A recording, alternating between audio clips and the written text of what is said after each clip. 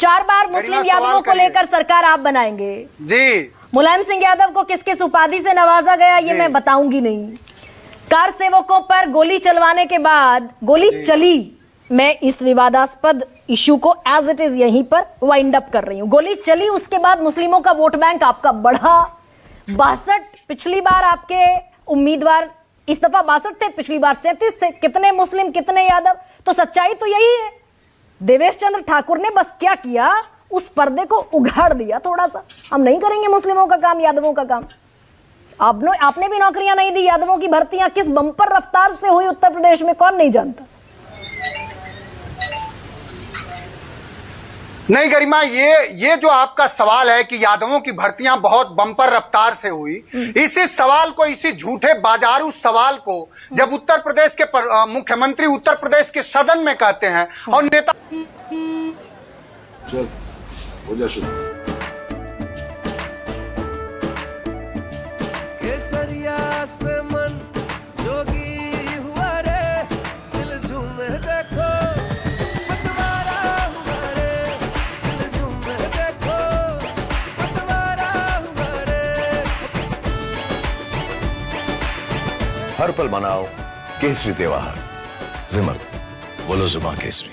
विरोधी दल हमारे राष्ट्रीय अध्यक्ष मौजूद होते हैं। आज तक हम लोग पूछ रहे हैं 2013 को लेकर सवाल कि कब 56 में 46 यादवों के एसडीएम बनाए गए। आज तक दुर्भाग्यपूर्ण है कि कोई जवाब नहीं दे पाया और ऐसा हुआ नहीं। आपको रिकॉर्ड देखना चाहिए, उस समय Uttar Pradesh public service commission में केवल 6 लोगों की यादव समूह की भर्तियां हुई। ये बाजारू सवाल है और भारतीय जनता पार्टी का सवाल। जो आपने बात कहा कि जो देवेश चंद्र ठाकुर ने जो बात कहा, असल में जो एक बात है ना कि बिन सत्संग विवेक न होई, राम कृपा बिन सुलभ। जो जिस तरह के संगत में रहता है उसकी बोल भाषा वैसी हो जाती है।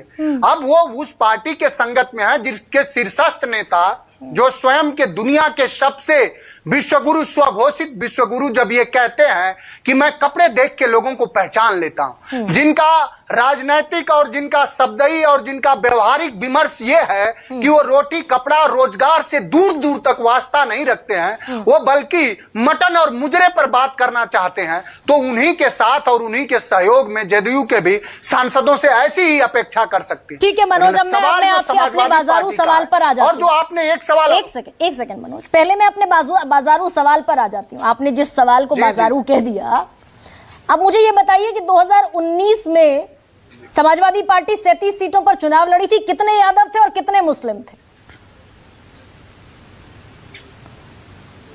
हमारा शीर्षस्थ नेता यादव हैं, आप जानती हैं, और सबसे ज्यादा अगर मुस्लिमों के प्रतिनिधित्व की आप बात कर रही हैं, सही कर रही हैं। अभी आप जिस बेटी से, हमारी छोटी बहन से बात कर रही थी, किस कम्युनिटी से है, और ये सवाल भारतीय जनता पार्टी पर होना चाहिए और ये संवैधानिक सवाल है कि संविधान के प्रस्तावना में बात कही गई है कि इस देश में हर सब नहीं सुनिए, मैं खत्म कर रहा हूं। मैं आपके सवाल से ही संबद्ध हो रहा हूं कि इस संविधान के प्रस्तावना में ही बात है कि सबको प्रतिष्ठा और अवसर की समता मिलनी चाहिए। क्या हमारी समाजवादी पार्टी में इस देश की ऐसी पार्टी है जिसने सबसे ज्यादा अल्पसंख्यक समाज को राजनीतिक प्रतिनिधित्व दी है और सरकार बनती है तो, लेकिन ये भी सच है ना मनोज कि यादव और मुस्लिम, ये भी तो सच है कि ये भी सच है कि 1992 में बाबरी मस्जिद विध्वंस के बाद जो भी स्थितियां बनी, उसके बाद मुस्लिम वोट बैंक आपकी तरफ कंसोलिडेट हुआ और उसी मुस्लिम यादव वोट बैंक के गठजोड़ की वजह से उत्तर प्रदेश में 4 बार सरकार बनी।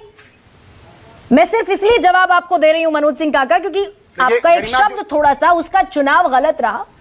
बाजारू सवाल नहीं है वो। नहीं मैंने सुनिए, ये नहीं, वो मैं फिर गरिमा, मैं फिर कह रहा हूं, वो भारतीय जनता पार्टी के विज्ञापन से पोषित सवाल है। वो उसी तरह है जिस तरह से एक देश के एक प्रतिष्ठित पत्रकार ने बीजेपी के सवाल को कहा कि उत्तर प्रदेश में 56 में 46 यादव।